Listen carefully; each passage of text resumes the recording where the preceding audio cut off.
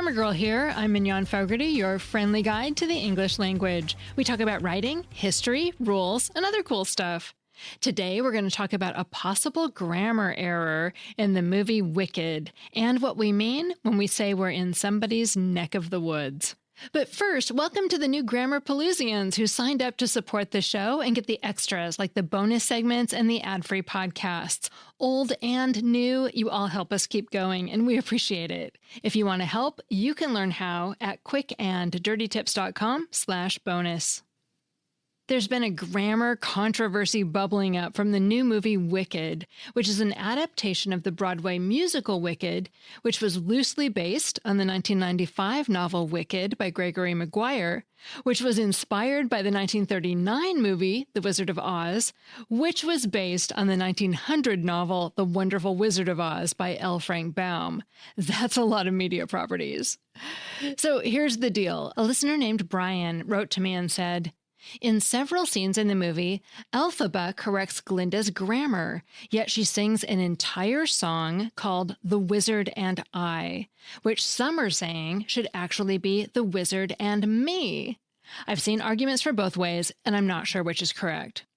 Well, first, it's true that Elphaba corrects Glinda in the movie. I haven't seen it yet myself, but I asked my followers on Threads and have confirmed that Glinda says something like, wow, green goes good with pink, and Elphaba says, it goes well with pink.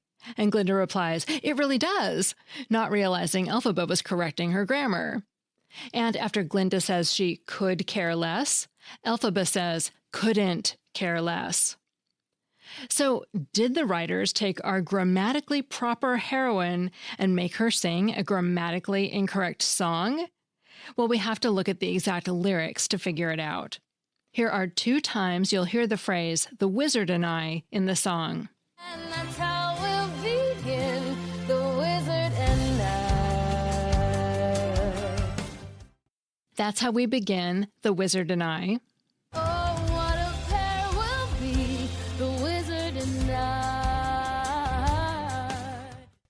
Oh, what a pair we'll be, the wizard and I.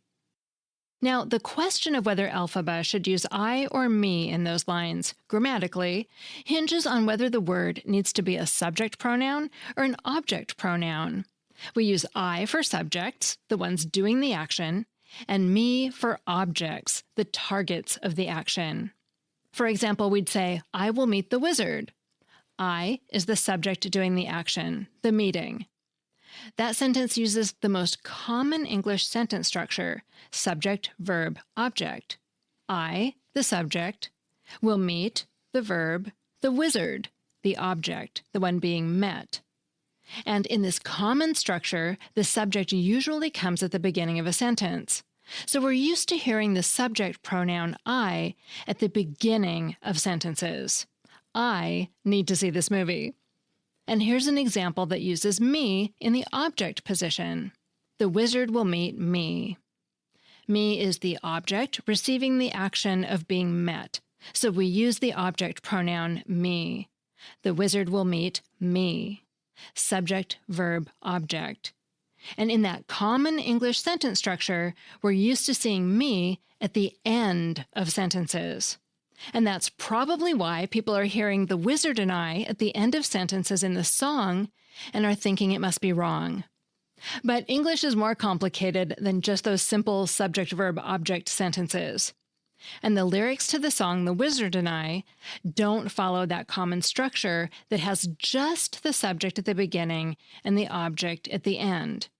It has a double subject, a repeated subject, which we've actually talked about before, back in episode 882. Back then, we talked about what we called left dislocated sentences that put the most descriptive subject at the beginning, the left side of the sentence.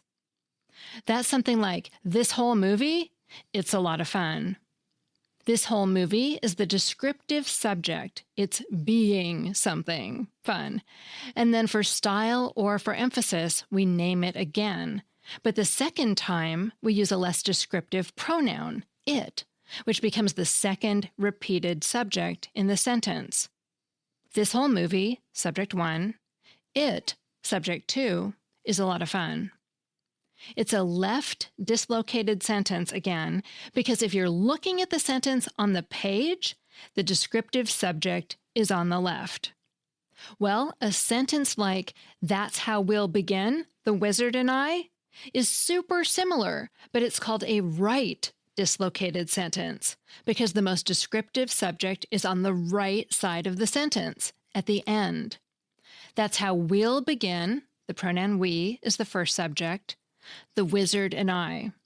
The wizard and I being the second, more descriptive subject. The main difference between a left dislocated sentence and a right dislocated sentence is just where the repeated information is placed. A left dislocated sentence puts the noun phrase subject at the beginning of the sentence, on the left, before it's referenced by a pronoun. The ruby slipper, it holds so much power. Whereas a right dislocated sentence puts the noun phrase subject at the end, on the right, after using a pronoun earlier. It holds so much power, the ruby slipper. They're both grammatically correct, and they just have a different feeling or emphasis. When you put the descriptive subject first, it really sets the stage for what you're talking about and creates a more casual tone than just using the standard structure, which would be the ruby slipper holds so much power. And when you put the descriptive noun subject last, it can feel like you're adding a clarification or an afterthought, and it also creates a more conversational tone. So thanks for the question, Brian. The writers didn't do Elphaba wrong. The Wizard and I lyrics are using the grammatically correct pronoun. And as a little bonus, if you want to hear a song that does have a little nod to Glinda's language challenges, check out the song Popular. About a minute in, Glinda corrects her pronunciation of the word popular. And since I had a little extra time over the break, I made a quiz to go with this segment. I'll put a link to that in the show notes.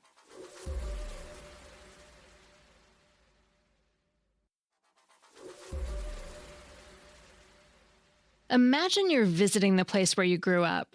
As you climb out of your car, surrounded by familiar sights and nostalgia, a neighbor waves and shouts, "Welcome back to your old stomping grounds. It's good to see you here in this neck of the woods." Ever wonder why we use such quirky phrases to describe the places we know and love? Let's start with neck of the woods. We use this idiom to talk about a specific area or neighborhood, like "Welcome to my neck of the woods." This idiom likely originated in the United States in the early 1800s. The term neck to describe a narrow strip of land goes back to the 1600s, but the earliest known use of neck of the woods in print dates back to 1839 in the Havana Republican newspaper. I calculate, considering the quantity of new settlements I've seen in this neck of the woods, the frontier is traveling westward. It's possible the phrase originally referred to actual wooded areas or forests, which could be why we say neck of the woods instead of something like neck of the village. There were a lot more woods back in the 1800s. But these days, it refers to any particular area or region, not necessarily someplace wooded. The phrase stomping grounds doesn't have much to do with actual human stomping. It refers to a place you've spent a lot of time in and know really well, as in, I'm heading back to my old stomping grounds this weekend. The phrase actually comes in two forms, stomping grounds and stamping grounds. Both are correct, and both seem to have also started in American English in the 1800s. Stamping ground is the older form, going back to 1821. But a Google Ngram search shows that stomping ground overtook stamping ground in the mid-1990s and is now the far more popular choice. But why all this foot beating on the ground to describe where you used to hang out? Well, think about how some animals smush down vegetation to make a comfy place to sleep. Well, the words stomp and stamp both mean to bring your foot down heavily. So when you use the idiom stomping grounds, in a way, you're talking about your territory, a place you've marked with your presence and, who knows, maybe a stomp or two over the years. Finally, when your friend says, "That coffee shop is one of my favorite haunts," You probably know she's not talking about literally haunting the baristas, although that might make a cool story. In this context, a haunt is a favorite spot that you visit often. This term has a much older history than stomping grounds or neck of the woods. It dates back to Middle English and comes from the old French word hanter, spelled Hanter, meaning to frequent or visit often. The phrase hante schola actually was how people talked about attending school. The use of haunt to mean a place you frequently visit dates back to the 1300s. Chaucer even used it in this sense in The Knight's Tale around 1385. Today we often use haunts to talk about our favorite spots. Just remember, it's not about ghosts. Now, these phrases aren't used equally everywhere English is spoken. Neck of the woods and stomping grounds are more at home in American English. On the other hand, haunts is comfortable on both sides of the Atlantic, equally at ease in a London pub or a Chicago coffee shop. So what do all these idioms have in common? They're all about places we know well and feel connected to. It's cool how many ways we have to talk about feeling familiar. Whether it's your neck of the woods, your stomping grounds, or your favorite haunts, these phrases paint a vivid picture of our personal geographies. Next time you use one, think about how you're tapping in to centuries of human experience and emotion. That segment was written by Karen Lundy, a former Quick and Dirty Tips editor who's crafted hundreds of articles on the art of writing well. She was an online education pioneer, founding one of the first online writing workshops. These days, she provides writing tips and writing coach services at helpmewritebetter.com.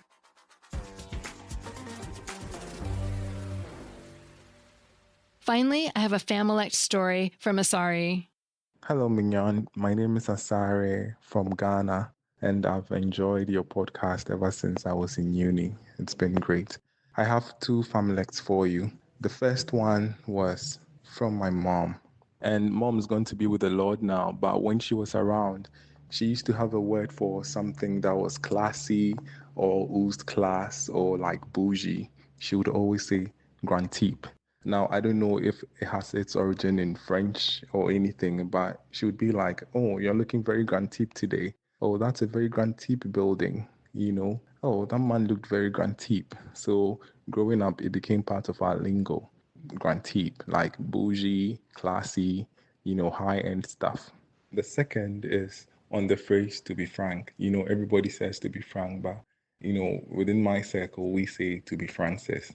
Now, this happened because there was a Frank we knew in our circle who was not too honest, you know. So he'll be like, oh, I'll be there at 6, but then he'll end up arriving at 8 o'clock. So you really couldn't count on Frank. But we knew a Francis who was a little more, you know, trustworthier than Frank. So it would always be like, to be Francis. So I didn't really enjoy that meal, to be Francis. So that's how we say it. So thanks for a wonderful podcast. It's very grand type, and I'm being very Francis. Bye. Thank you, Asari. I love what you did there. And thanks for sharing your fabulous Familect and Friendilect. If you want to share the story of a word you use with your family or friends that's just an insider thing nobody else would know, you can send it to me through a voice chat on WhatsApp like Asari did, or you can call the voicemail line at 833-214-GIRL. Call from a nice quiet place like a closet or a parked car because I want to be able to hear your fabulous story. Grammar Girl is a Quick and Dirty Tips podcast. Thanks to Nat Hoops in marketing, Holly Hutchings in digital operations, Dan Feierabend in audio, Brannan Goetschius, director of podcasts, Morgan Christianson in advertising, and Davina Tomlin in marketing, who just got to play with baby goats at the library. And I'm Mignon Fogarty, an inductee in the Podcast Hall of Fame and author of the tip-a-day book, The Grammar Daily. That's all. Thanks for listening.